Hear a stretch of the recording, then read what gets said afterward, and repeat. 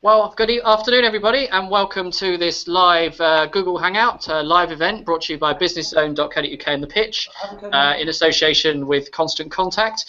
We're here today to talk for the next hour about digital marketing, and it's all to do with Constant Contact's support of The Pitch, thepitchuk.com, which is our small business competition, which is open for entries until July the 13th. I promise that's the only plug.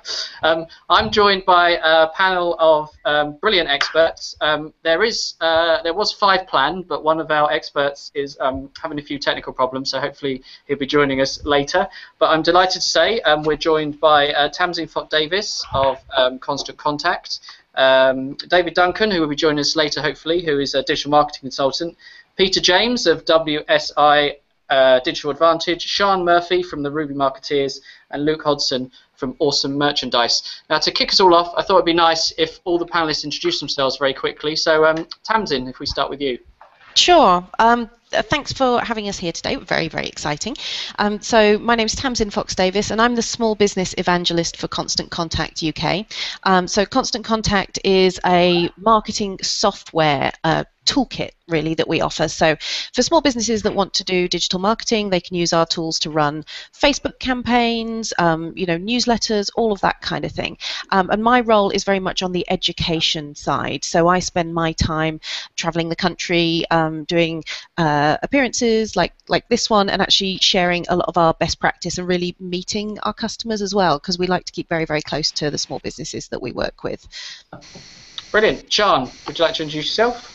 Hello there, my name's Sian Murphy, and one of my businesses is the Ruby Marketers, and we're based down in Kent, although we do work internationally, but we specialise in helping local businesses, so businesses, they may be retail businesses on the high street, that sort of thing, how to basically market themselves online. I teach online marketing for places like Kent University Business School. I work with Medway Council, Kent County Council, various other institutions like that, and I'm very pleased to be on the Hangout today. Brilliant, Sian, thank you very much. Peter, would you like to introduce yourself? Hi, yes, I'm Peter James of WSI Digital Advantage. We help companies grow by being the best they can be online, having websites which attract visitors, and also making sure that those websites can be found, because there's no point in having a brilliant website if none of your prospective customers can ever find it. So we help you put out things across the internet through search engine optimizations, social media, a whole host of other things, which make sure that your prospective customers can find you and do business with you. Brilliant, Peter, thank you very much. And Luke, what about you? Hey, I'm Luke from Awesome Merchandise. I founded the company back in 2005, and we're basically a print and merchandise company that make things like t-shirts, badges, stickers, and about 100 other products. I guess I'm a real-life example of someone that's taken a business from the bedroom and used the internet and digital marketing to kind of make it a little bit bigger. So we've got 35 employees now, and we serve tens of thousands of customers every year, mainly online. Brilliant, Luke. And David, you joined us. Thanks for getting through the technical issues. If you'd like to introduce yourself quickly. Yeah, sorry, we had a bit of a power outage here. David Duncan from WSI also, and I help business owners with their online brand image and reputation, help them to connect with more clients and generate leads online. So it's the whole internet presence from your website through to the social channels and engagement. Brilliant. David, thank you very much. And everybody, thank you. That's great. So as you can see, we've got a multitude of digital marketing experience, but I'm going to stop talking and get on to the questions. Now, we've got a few questions coming in, so do keep them coming. If you're watching on Business Zone, you can post them on the Cover It Live box, which is next to the page. We're also keeping an eye on the Google Plus page if you are there, but if you could head to Business Zone, that's where we're focusing, businesszone.co.uk, most of this chat. But first of all, just generally, before we kick off with the specifics, what would you say, panel, are the key principles behind building a great online brand? And Tamsin, maybe you'd like to kick off with that one. Sure. So I think really building a great brand online starts with having a good brand across the board. So wherever it is that you are, whether you're an online business, you're an offline business, like, you need to actually have something that's worth sharing through digital channels. Something that our CEO Gail Goodman always says is that tools like digital marketing and social media will only put you out of business quicker if you're not actually good at what you do and you don't have something that's really useful to share. So I would say that you want to start by, actually getting your brand right, figuring out what your brand is, what your voice is, and making sure that when people are able to get in touch with you online through your wonderful digital marketing strategy that you're going to set up, that what they find is actually really good, and you don't fall victim to some of the kind of social media exposés that we see with some bigger companies recently. Sian, what about you? You work with a lot of businesses, that want to be online and maybe are offline to start with. What are your thoughts? For me, it's about consistency. It's about consistency in what you're putting out, how often you put it out, but also really sort of taking a step back and getting it set up right in the first place. So many people, and I have to say me included, they set up a bit on here and then they set up a bit on there, and before you know where you are, it's all very disjointed and you've got lots of different names on all different platforms. So we sort of help people by saying, okay, who are the people that you're after? Where are they? How are you going to be engaging and speaking with them? As Tamsin mentioned, what voice are you using?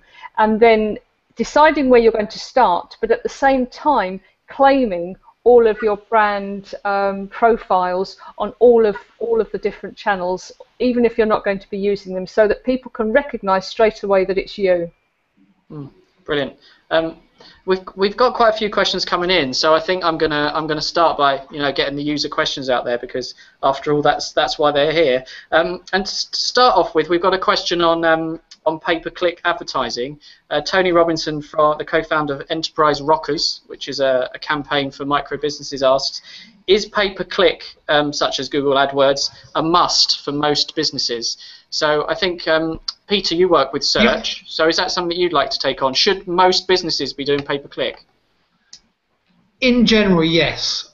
It works best if you are selling something in a geographic area which is to fulfill an immediate need, like a plumber, or if you're doing e-commerce, or if you are doing specialist B2B. But you can also use it, and you should use it, when you start up in the early days, just to help establish your brand. And sorry, go on, Dan. Sorry, no, Peter, carry on. Yeah, you establish your brand through having pay-per-click.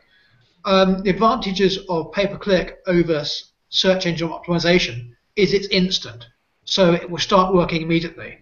So you immediately get that in-your-face presence in front of prospective customers who are searching for your products and services.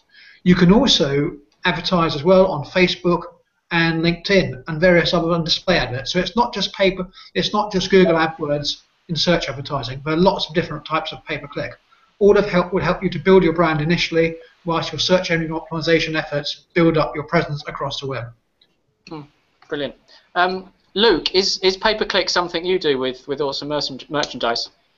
Yeah, sure. I mean, I've been doing pay-per-click for maybe 8 years now. Firstly on kind of Google AdWords, which I'm still doing, and then more recently been using kind of Facebook and even Twitter as well to kind of get new followers or to just kind of get the brand out there a bit.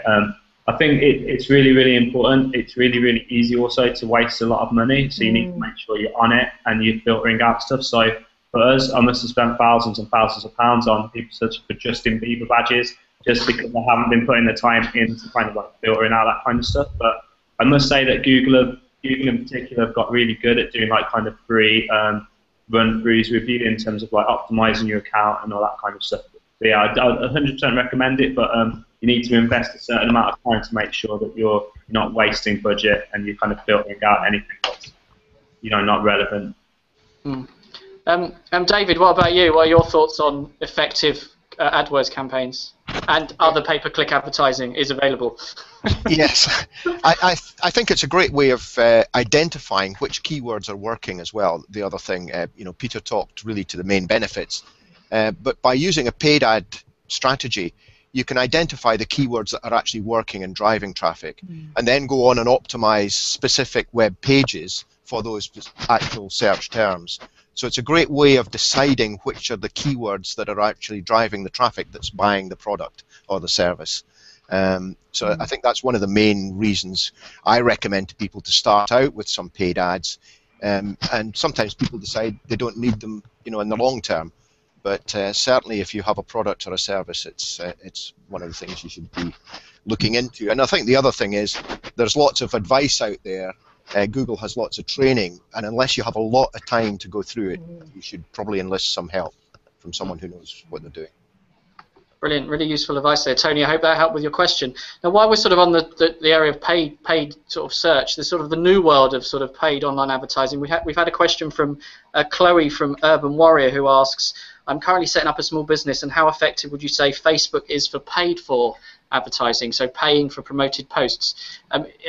Tamsin, is that something you can maybe talk about? Yeah, I think there's a bit of a strategy to using paid posts on Facebook in particular, and if you have a look at the Constant Contact blog, I know we've got a couple of articles about it. Now, this isn't my very specialist area, but what I can tell you about is what we actually do ourselves and how that works for us. So what we find is, instead of promoting a page, so you don't pay just to have your page pop up, the thing that tends to work best for us is actually doing a sponsored post. So what you do is you write a post for your Facebook page, ideally include an image or a video, and make it something that's really compelling, ideally that's got a bit of a call to action in there, and then you pay to promote that post, and that tends to be the way that we get the best traction, and that's certainly the technique that we like to use the most. Brilliant. Has anybody else got any thoughts on paid for Facebook advertising? If you'd like to raise your hand, if you'd like to tell us anything. Yeah. You would use Facebook if you are selling to, on the whole, consumers. If you're running a business-to-business operation, you might want to look at using LinkedIn instead. Luke, is that sort of the paid for stuff on social media? Is that something that you've got into yet with your business? Yeah, we've been doing it for years as well. I'm a big fan actually of Facebook ads. I do put quite a bit of budget into actual likes for the page, because I think kind of with a bit of a long game, building up those likes means that then I can do promoted posts to a wider audience. And if it's popping up on someone's Facebook feed that Joe Blogs is a fan of my page already, and then their friend sees it, it's a really good way to kind of broaden our network on Facebook. Again, it costs a bit of money to do it, but I'm a big fan, and we've kind of significantly grown our kind of Facebook audience by using paid ads. Here at SIFT, we've recently started looking into Twitter ads as well, and with targeting, and we're finding very early days, and we haven't spent much, but it's interesting the results you get from it. And I find Twitter ads, they're quite flexible, and you change stuff and remove tweets and add stuff. So I think on a budget, you can. It is definitely something small businesses should be looking at. We've had, speaking of Twitter, unsurprisingly, we've had quite a few questions coming in from Twitter. I can probably collate a lot, not from Twitter, about Twitter. I can probably collate a lot of them together. Cloudy and Finn, which is a yogurt brand, has asked, what's the most effective way to use Twitter to grow our business? And Louise has said, I try to follow relevant people on Twitter, hopefully they follow me back, but it doesn't happen very often. How can I encourage more followers to raise our profile? Sian, is Twitter something that you sort of help your clients with, and what's your advice? It is, yes, and certainly for local businesses. One of the best ways of getting yourself started on Twitter is to start engaging with local sort of Twitter meetings, if you like. Down in Kent here, for instance, we have quite a few of them. One of them is Kent Hour. and I know that these go on all over the country. So to start looking at what hashtags are out there, what hashtags are relating to meetings that are going on, they could be collective meetings of businesses, also like-minded businesses getting together. I know, I don't know of any relating specifically to yogurts, but there will be stuff about foodstuffs. I know that there's lots of stuff on there about dog training, dogs, all sorts of bits and pieces. So it's a case of really doing some research and finding out where your communities are. You can do this straight away. You don't have to start waiting until you've got significant numbers of followers. So it's do some hashtag research, see what's going on, and see where the communities are actually interacting on Twitter. That would be my advice. Tamsin, I know you're a big tweeter. What's your advice? Because it's still, it's sort of almost, it's sort of almost mainstream now, but there's still hundreds of businesses that probably still don't get it. So what advice would you give them? Yeah, I think Twitter's well worth getting into, partly because it's quite easy to maintain and it's fairly simple to learn as well. And you can, the fact that you can just post those really short updates means that it doesn't have to be a huge time suck. It can be when you first get started with Twitter, everybody gets lost for a few days, but it's worthwhile actually putting the time in. And just thinking specifically about the question there on how do you build your following and following influential people but they're not following back very often. I think the thing is that most people won't just follow someone back if they follow them. It's when they actually engage with them. So maybe you're connecting with because I think that was the person from the yogurt brand, wasn't it? If you're connecting with, say, celebrity chefs and great well-known good food shops and restaurants and those kind of things, cookbook writers and stuff, those are great people for you to connect with. They're not automatically going to follow you back. However, if you then start sharing their stuff and you actually start conversations with them, then they're more likely to do so. And also what will happen is if you can get those people engaged in conversations, then their followers will see it, and it's actually their followers that you really want to follow you. Have any of the other panel got any tips on Twitter that they'd like to share with us? David? Yeah, I think that the other thing about Twitter that a lot of people miss is it's a great place to do research on what the competition's doing and which keywords are actually hot and working at any given time. So, you can search for people who work for a particular company, create a list of people in a particular segment, like, cookery writers or whatever target you're going for, and then monitor what they are saying. Then you can start sharing some of their information and using that business intelligence to decide on your own strategy and how best to approach to get one up on the competition, as it were. So Twitter lists are a great way of doing that. Yeah, I agree. I think Twitter lists are a bit. Not a lot of people think about those, but they're quite important. Somebody's just added a comment. We sort of touched on it, but I'll read it out. Diddy from InTouch CRM has said, on the topic of Twitter, just following influence is not enough. Interact, retweet, reply, tag people, and ask for their opinion. That's a surefire way to build an audience, which is basically what you've all said. But it's good that there's people out there that agree. We've had quite a lot of questions, so let me find another one. That we've had a question from organic growth, building organic growth in Google. So Emma has posted, do you have any tips for building organic growth in Google, etc.? How important is the URL structure of your website, the keyword analysis conducted to optimize pages, and the naming of H1 tags? So it's quite a specific website building thing here. So who'd like to take that question on? Shall I? Or perhaps both myself and David. Peter, you'd start. Yeah, the URL structure is important. You should try and make sure that the URLs reflect the keywords by which you want to be found on, but that is by no means enough. You should make sure that the titles do as well, the titles of pages, and also H1, H2, and H3 tags on pages, and also alternative text for images and links. But again, all of that's not enough. You've got to make sure that the content is good too. Google has tools which actually rate your content. So even if you've got the whole page stuffed with keywords, Google will not push you to the top of its index just because of that. It will actually look at your content using latent semantic indexing and decide how relevant that content is to the keywords. Write as if you're writing for your visitors. Don't write for Google.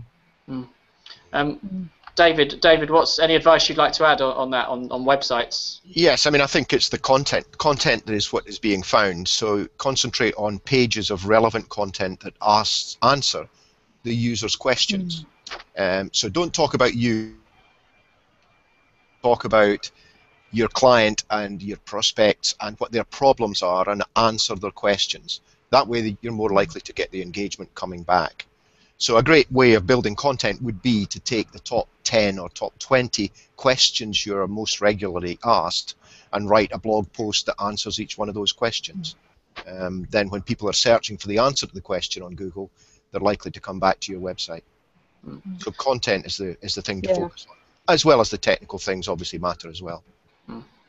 What about, there was the big debate recently about, is guest blogging dead? You know, the update that Google released, and there was loads of people that saying, you know, you can't have guest posts on your sites anymore. Have you got any thoughts on what that means and whether it's true from what the experts are saying? If you do it, if you have a guest blog list on your site for someone who you think is going to be useful and provide useful information for your visitors and prospective customers, then do it. If you're doing it just for the sake of Google and trying to get Google rankings, forget it. Do it for your visitors. Do it for your prospective customers. Do it for stuff which they will read, they will find interesting and useful. If you follow those rules, you can't go too far wrong. I think a lot of people are sort of overwhelmed and a bit scared by Google. But like you say, if you do it for your visitors and sort of forget about what you think Google wants, I think that's key.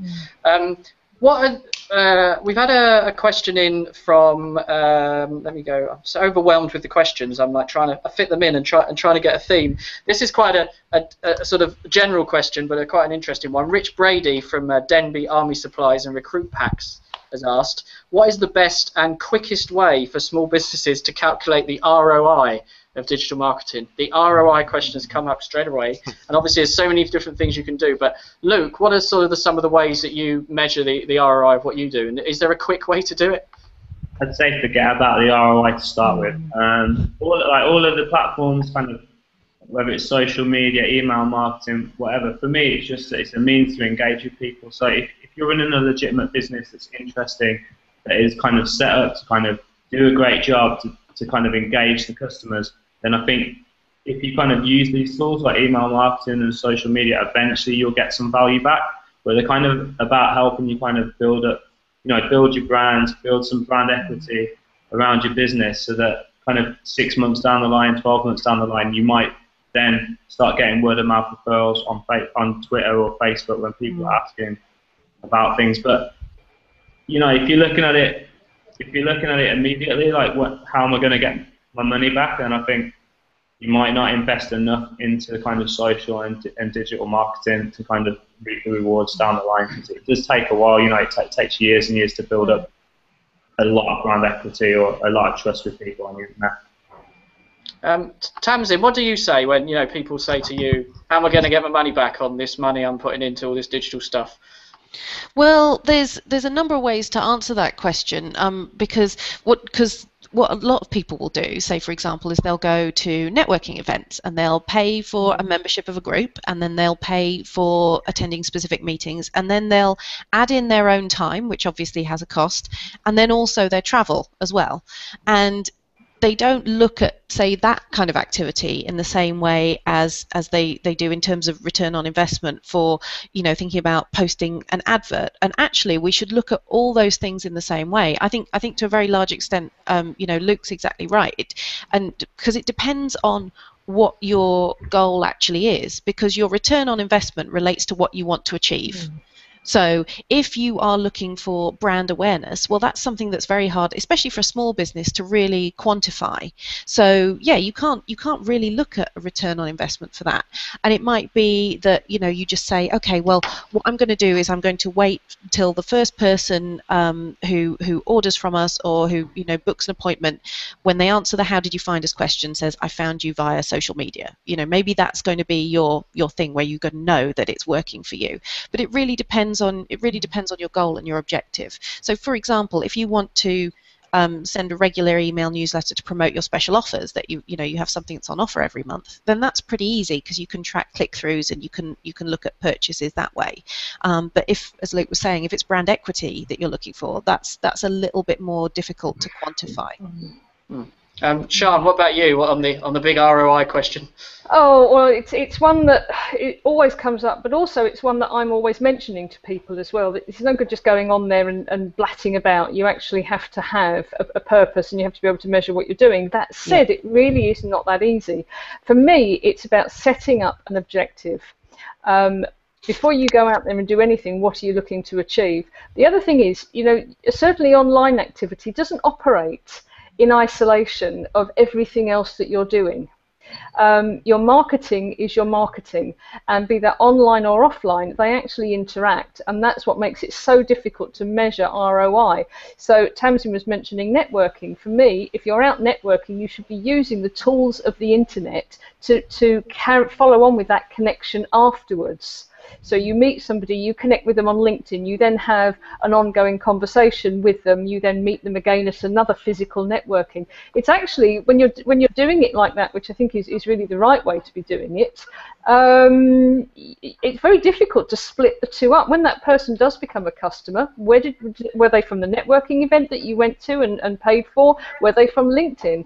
They actually weren't. They were from a collection of all of that. What you were doing is using the tools of the internet to grow those relationships, because it's all about relationships, isn't it? We've had Rich, who asked the question originally, has posted some comments. So it looks like he said, I've been doing it for years, Luke. And so he obviously was just trying to get his expertise in. It's not a question of when I'll get my money back, but really drilling down which content is working the most. And he said to you, Tamsin, unfortunately, Tamsin, most people don't answer that question at checkout. So I think Rich has some expertise that he's trying to get a seat on the panel. Yeah, I think if you're at that level of experience where you have got a certain amount of data, then you should be able to tell what kind of content, say for example, is working for you, because you can look at your analytics. So if Rich, if you've got, I'm presuming it sounds like you've got a blog, it sounds like you're posting different kinds of content on your social channels, you can look at the inbuilt analytics and actually find out what's garnering the most interest, and go with that to start with, and then refine on it as well. That's what we do as a strategy ourselves. I think. Can I weigh in here? Because somebody mentioned analytics, and really, when you get that far down the line, looking at the content is only talking about what content is working for you, and then you hone that. Ultimately, it is about having analytics, be it Google Analytics, at the end result, so that you can see actually what's coming through, and then it becomes measurable. Looking at what content works is, for me, that isn't your return on investment. That's looking at what works. Luke, I think you raised your hand. You got something. I was going to say, still, we've started using a couple of tools. One of them, Sprout Social. There's John Evans, that kind of Twitter would probably be able to give you a bit more info on. But again, that's kind of helped us recently see what kind of content works. But to measure the ROI and the kind of conversions to actual sales, as Sian said, it's really difficult to see where did that person come from. So we're engaging with people over email, social, physically, on the phone, it's just kind of impossible to measure the exact ROI. But sure, things like Sprout Social have been pretty useful for us to see, just to make our social better and see what kind of posts work. And I'd recommend to check those out. We've had, again, we sort of touched on a lot of this, and it's quite a top-level question, but given who asked it, I'd like to put it through. Will King, the founder of King of Shaves, so quite a well-known British brand, has asked a question. With so much clutter, distraction, and impatience, what are the panel's thoughts on achieving digital cut-through and a commercial result? Which is quite a top-level question on, it's basically about cutting through the noise. So I suppose it's how do you adapt and get your voice through the massive information that's being chucked at people. Tamsin, would you like to take on Will's question? Yeah, I think, and I think that his company actually does quite a good job of it. And another business that you should definitely look at to see how well they do it is, in fact, Luke's company, Awesome Merchandise, because their digital presence is both expansive and very effective. I think, firstly, be awesome. just be like really, really cool at whatever it is that means for your business. Just do it to the nth degree. So, you know, if your brand is built on being really entertaining, then be really, really entertaining. So first of all, it's about that. It comes back to originally, I think, to that brand question, and then make sure that it's in the size of chunks that your audience actually wants to consume what you're putting out as well. So if you have, you know, if you know that your audience, for example, has shorter attention spans, then you know, keep everything that you're sharing short and sweet. Don't necessarily go for a 15-page study, but if they're the kind of people that like to go really in depth, then you can, you know, you can use content, different types of content that actually go more into detail in that way. And so it's really about, you know, being great, but doing it in terms of what your audience wants. And first of all, you have to know who your audience is as well in order to do that. We've had a comment. I think, Luke, you might know who this is from. Analytics are very important. I'm doing the monthly report for autumn merchandise as we speak. Sprout Social is awesome, smiley face. That sounds like John. Yeah, it's from John. So do you want to just talk a bit about what Tamsin was saying there about you being a good example of a company that cuts through the noise? Because in your sector, there's probably a lot going on. Yeah, I think the first thing that I'd say about using the internet is stop selling all the time. Like, no one cares. People on Facebook, Twitter, Instagram, they're not there to listen to your business or see an advert. They don't want to see that. I don't want to see that. So that's the first thing we try and avoid. We try and just kind of be legitimate and cool and try and be engaging and give people a reason to maybe like us or maybe a reason to talk to us. Because if someone's on Facebook talking to their friends, they're not interested in speaking to us unless we give them something that they're like, whoa, yeah, that looks cool, or I like that picture, or I like that competition, or something like that. So I'd say don't sell, try and engage people, try and be legitimate, try and tell stories about yourself, and even better about your customers, show good examples of what you've been doing for customers, or the end result of your product or service, if that's kind of what you do. Or yeah, I mean, it's really difficult. There's so much on the internet. I feel like we should get better engagement, really, considering our followers and kind of numbers on social. But yeah, you just got to try and be engaging and try and give people a reason to want to kind of stay connected with you and to kind of look at what you're putting out. You mentioned, Luke, Sprout Social there, and that sort of gets me on it. But maybe nice for you to share some tools that are quite useful. Hannah from W Apparel has said, do you recommend something like Hootsuite to manage social media accounts? But maybe if we move along, you all, and you could maybe recommend some tools, not just social media, but that works for digital sort of measuring and monitoring and running your digital marketing. And Peter, you've not spoke for a while, so maybe you'd like to start with that. Well, certainly I use Hootsuite for managing social media for myself and my clients. I also use a company called G-Shift for tracking SEO rankings, finding content, all sorts of things SEO, and that's a marvelous tool. And obviously Google Analytics. There are more advanced forms of analytics if you are doing an awful lot. And putting it all together. You've got to understand really sort of where the market lies, what your target segment wants. You've got to do that research up front. And as we've said, we can use Twitter for that. You can use a whole host of things for that, including Google AdWords. But really, you've got to understand, in order to stand out as well, as we talked about in the last conversation, what your target market wants and give it to them. And that will make you stand out. And then you use other things to help you do that. So the Hootsuite, G-Shift, and so on, all great tools. But they're tools which will help you.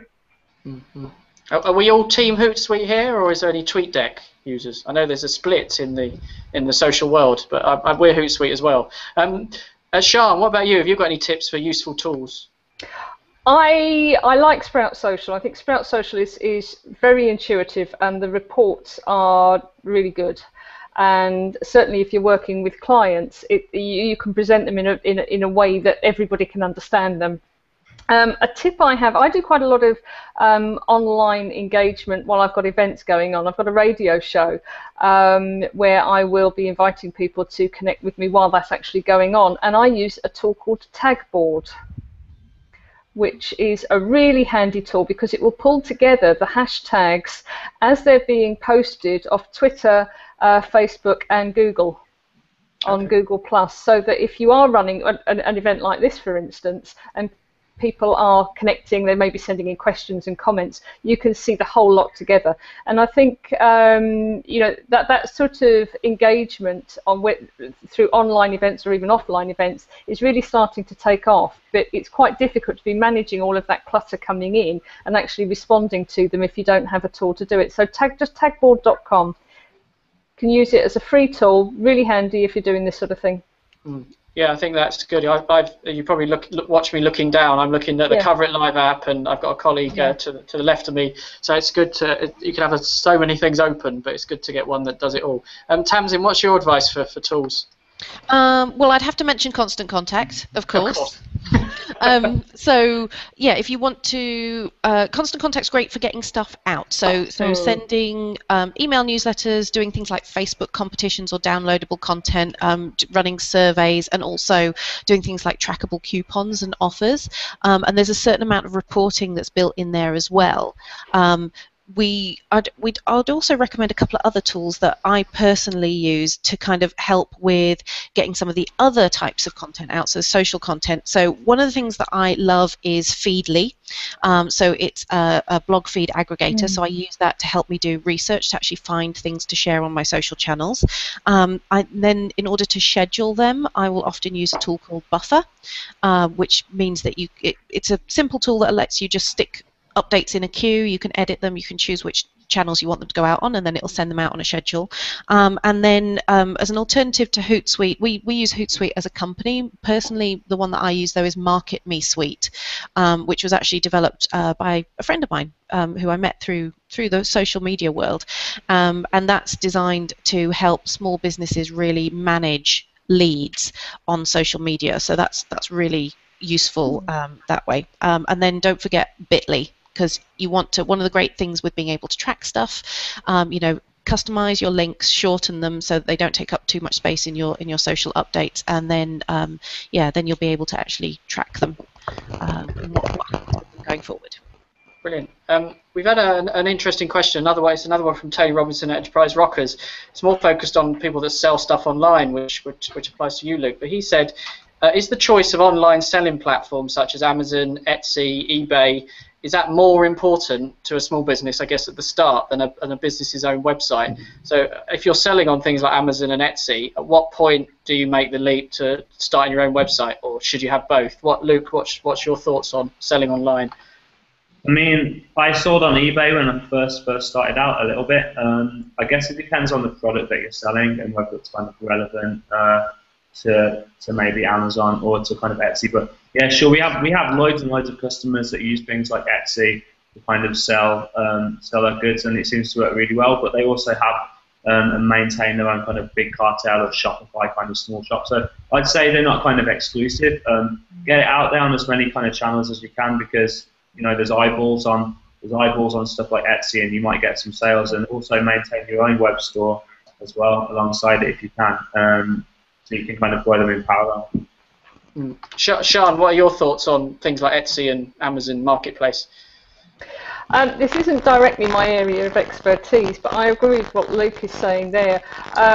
It's great to have your own website, but certainly when you're starting out, the Etsy and Amazon and eBay have sort of gathered together your potential customers.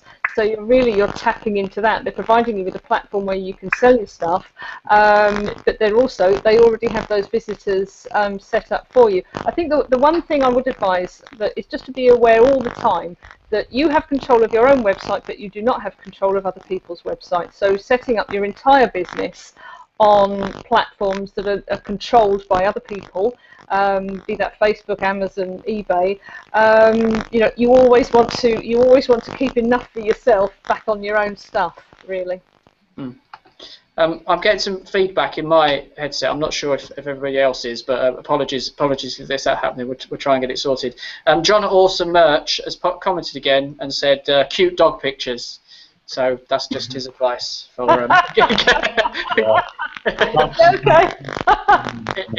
engaging online.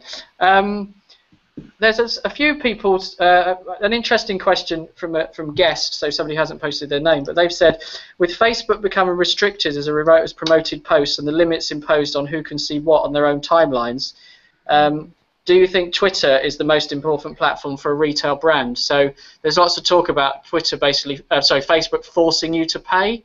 So what's your thoughts on that? You know, can you still use Facebook effectively without paying for advertising? Who'd like to take that on? Well, first, a lot of brands have cut down their Facebook engagement since that. So it has had an impact. I think you can, but I think you should use Twitter as well. You can't just use one channel to promote yourself. You've got to use Facebook and Twitter and maybe others as well if you're marketing to consumers. And we've talked about some of the sponsored posts and the adverts in Facebook. Yes, you need to pay for them, and they have become cuter ways of extracting that and stopping big brands promoting themselves for free. It's like sort of paying for Google AdWords. It's got to be done. You've got to be there. Has anyone got Luke? You've got your hand up. So I think firstly, businesses deserve the fact that Facebook have cut it down, because it is abused a lot. When you were going on Facebook, you were kind of just getting spammed all the time. But I think now it's about, you can get kind of decent exposure on there still, but you've got to create some really good content that gets engagement early on in the post, and then you can kind of see some decent kind of numbers in terms of like kind of views for the post, and if your engagement's good and you're kind of creating meaningful content. It is a shame, because I know it hit a lot of businesses, but we found that Instagram's pretty good, where Facebook's kind of like tailed off, Instagram's getting more prevalent, and it's a great way of kind of showing your product or just things that are going on in your business. And I think Instagram's a really cool tool. Twitter's good as well. Obviously, it doesn't hang about that long when you kind of put a Twitter post on, so you need to be pretty regular with it. But yeah. We've lost David and Tamsin, so hopefully they'll join us before the end. If you could all not disappear, otherwise I'll just have to talk amongst myself. We've had a question, another anonymous. Oh, here's Tamsin coming back. Hello, Tamsin. You're back. Hi. Sorry, I'm not sure what happened there, but I'm back now. That's all right. No problem. We've had a question about somebody that's been very successful offline, but is moving online. And the sort of how do they build an online brand when maybe they've got a big offline one? I think, Sian, that's your area, isn't it? So what would you like to say about that? Once again, it is about making sure that you have a strategy in place. Very often when people are going online, they sort of pick at it. I'll go and do a bit of Twitter, but take that step back. Get a strategy, decide what your objective is. If you need to, really, even if you don't get an expert, and I hate to mention, getting somebody in, but get some advice about where to be starting and the best way to be starting it. And if they're already a successful offline brand, the chances are they're going to do that. And then decide what elements that you have already got. What traction have you already got offline, and how are you going to translate that into these online conversations? What brand advocates have you already got offline? Who are you already engaging with? What do they want to hear? And also, where are they? Are this company, are they looking for a new market, or are they looking to expand their reach with perhaps the market that they already have? Hopefully that makes sense. So where are the people? If you're just looking to expand with the people that you are already engaged with, you're already successful with, you really have to know those people inside out and know exactly what they're up to, what they want, what their problems are, but also where they're hanging out. If you're looking to tap into a completely new market, then once again, who are they? Where are they? What are they looking for? What do they want to hear? Sian, I'm getting a little bit of feedback on your headset. I don't know if it's just for me, but I don't know whether your headset. No, I haven't moved. Okay, all right, we'll carry on. I've done nothing. You could definitely tell that we're live. I'd now like to. There's lots and lots of questions coming in about sort of social media, and it sure shows, I suppose, how sort of social media has taken over in a way, but maybe people forget that there's so much else that people can do. So staying on that question on offline going online, Tamsin, what's your advice for maybe a shop that's been very successful on the high street but doesn't really have an internet presence? What would you sort of say to them? Yeah, I would say definitely, first of all, definitely do it. Definitely go online. I meet a lot of small businesses who, for some reason, they come to, they'll come to my events and the seminars that we run, and then they'll say, oh, I'm not sure about all of this. And you do kind of wonder, well, why are you here, love? You do kind of wonder that. But that notwithstanding, I think if, first of all, do it, and you can, if you're just starting out now as well, you don't have to worry about like kind of the legacy of what you've already done online. You've got the opportunity for kind of a fresh start. So I would say go with the things that make your brand great offline. So don't try and like reinvent yourself. And I would say, kind of go incrementally as well. So figure out where your audience is, where the majority of your audience is, and start there. So if you are an offline business, I mean, one of the first things that you want to do is get yourself, even if it's a relatively simple website, but that should look quite nice. People should recognize it when they go there. So you've got an online home, get your Google Places listing, because people want to be able to find you, as your physical location. And then start to look at, okay, what other channels are your audience using? And I would say, email is going to be one of your first ones, and then look at which other social channels they're on as well.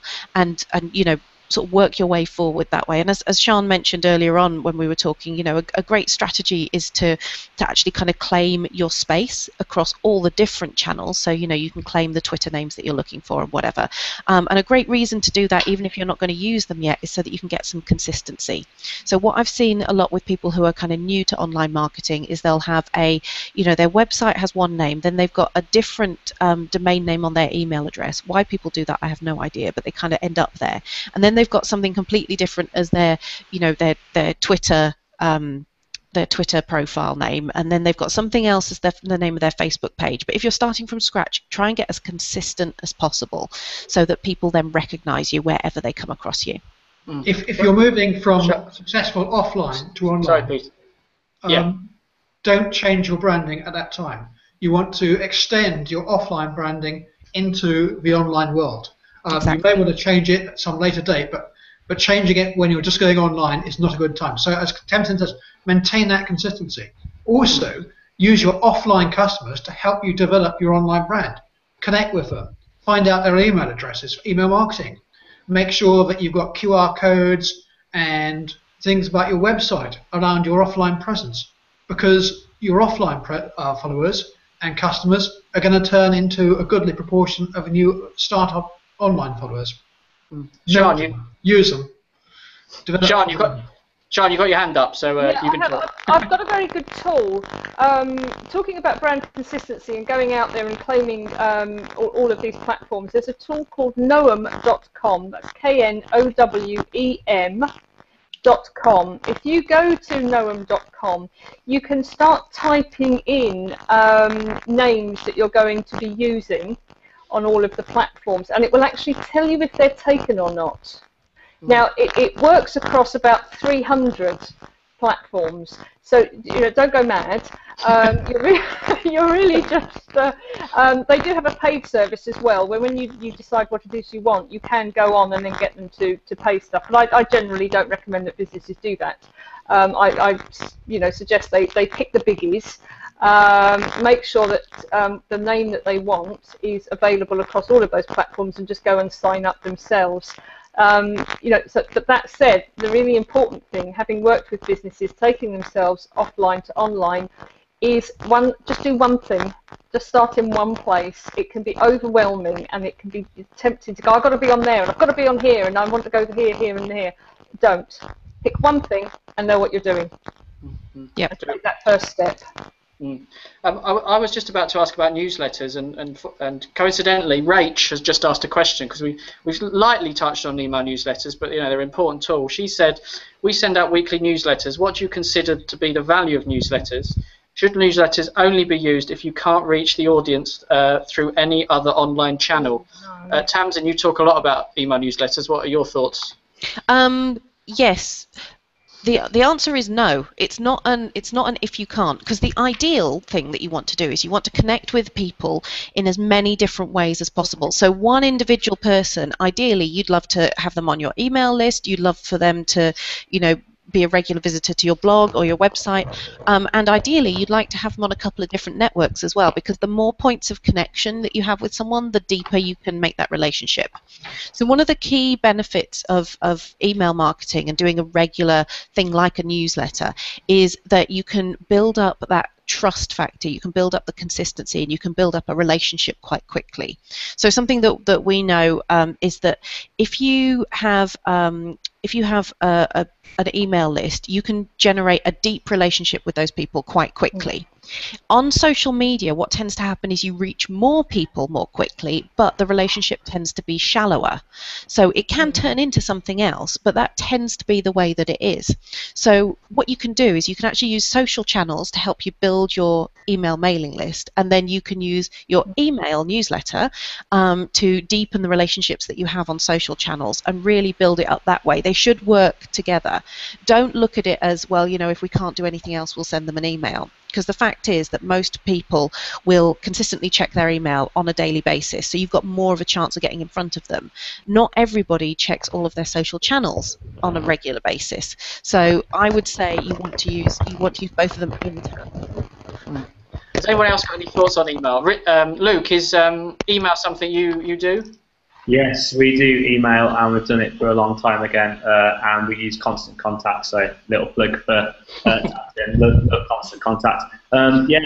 It's great. It's a great tool. I think use it regularly but sparingly. I've just been culling a load of people that email me every day or kind of 3 or 4 times a week, and make sure that your emails are kind of interesting and deliver worth to the person that's going to be opening them.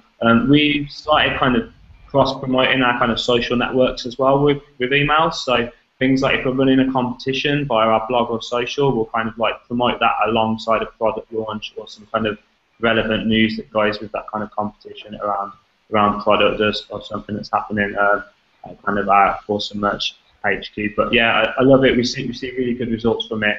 We have really good engagement via email, and I'm a big fan. But I think it's just don't abuse your email list at your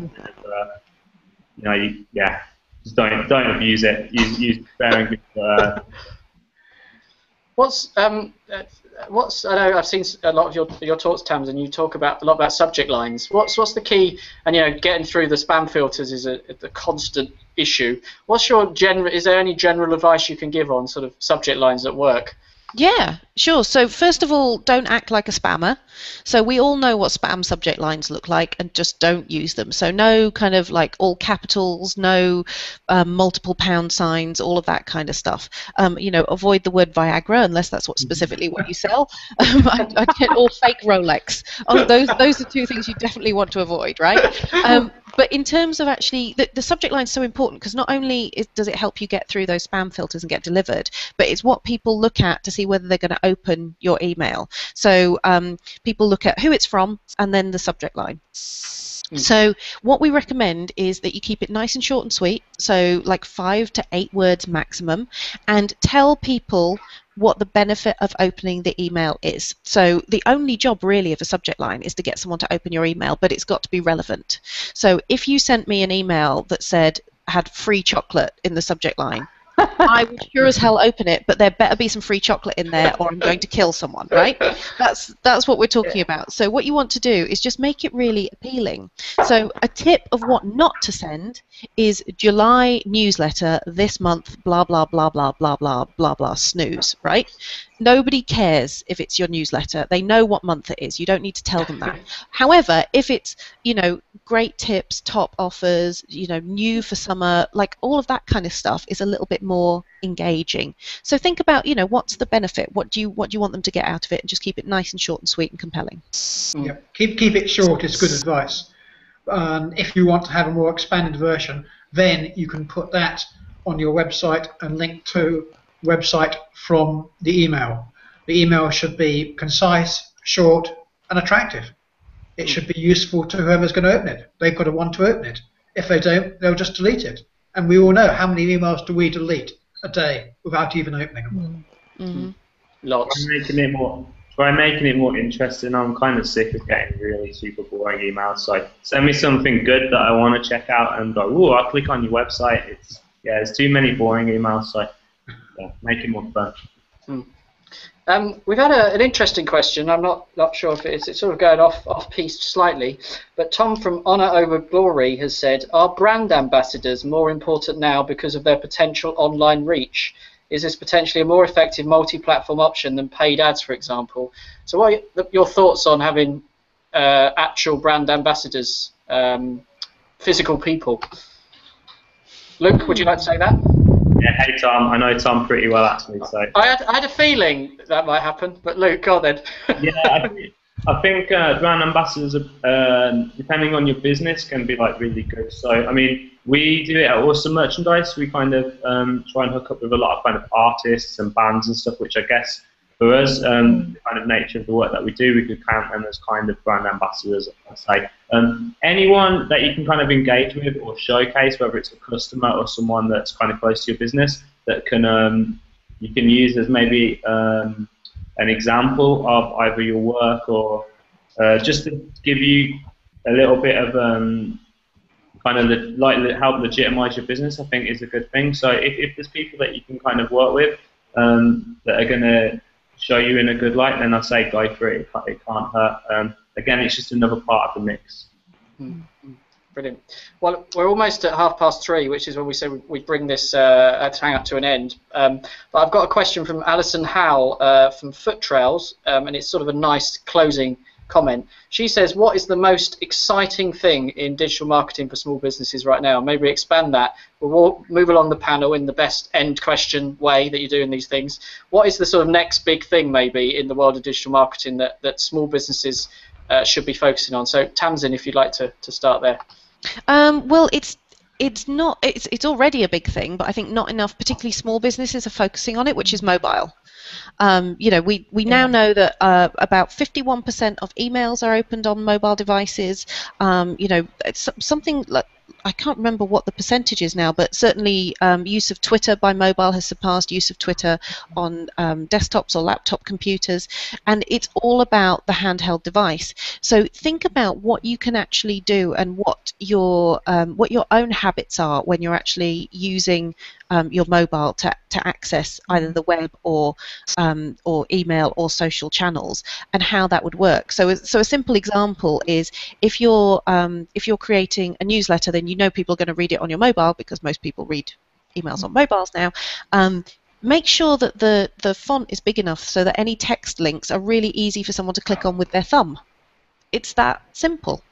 It's those kind of small things, but then you can get sort of into stuff that's a little bit more exciting and actually doing location-based stuff, and there's all sorts of things. So depending on your business, I would say have a look at what some of the trends with mobile are, and do a bit of a Google for it, do a bit of a search on your industry and mobile, and see what's happening. Sian, what about you? What's the next big thing? Well, I'm afraid I'm going to be really boring, and I'm going to have to agree with Tamsin. I mean, certainly as far as the sort of the high street retail businesses go, there's a huge mismatch, I believe, between the way that they are engaging and using mobile and the way that potential customers and existing customers are using it, but also the potential for web apps. And using web apps to actually connect with and engage with your existing customers. The amount of stuff that you can actually do with them, bespoke stuff for your business, it just goes on and on forever. They're so easy to update. They're really so cheap and easy to get set up. And it's the way that the world is going, and it's just about sort of helping local businesses and the smaller businesses to hop onto that bandwagon and understand that we are not talking huge amounts of money here. We're actually really comparatively cheap. You can get going for less than £1 a day and have a really good mobile presence that's also working for you and helping you with those conversations with your customers and prospects. Peter, what about you? Social selling. We've talked quite a bit about Facebook. We haven't really touched much on LinkedIn. And I appreciate this is only going to be for those businesses that sell to other businesses, B2B. But LinkedIn is quite a powerful selling tool if you use it correctly. And it means all about developing your profile on LinkedIn, So it's attractive to your potential customers, and identifying potential customers through LinkedIn, finding what groups they're in, joining those groups, and slowly feeding them content which just intrigues them and builds up a relationship. Because you don't want to do the equivalent of cold calling on LinkedIn and just send spam, please join my network messages to all of your potential customers. That is going to be counterproductive.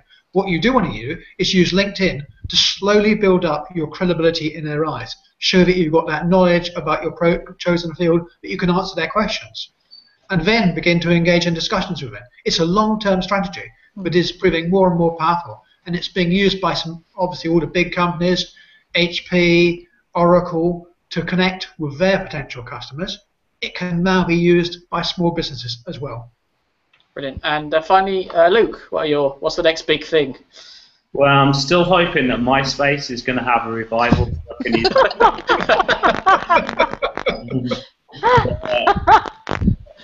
I mean, failing that, I think the next thing that I'm personally excited about looking at, something that we haven't done, is retargeting. So people that kind of come onto our website and then go off for whatever reason, retarget them through ads kind of on other websites. So that's probably next for some merch.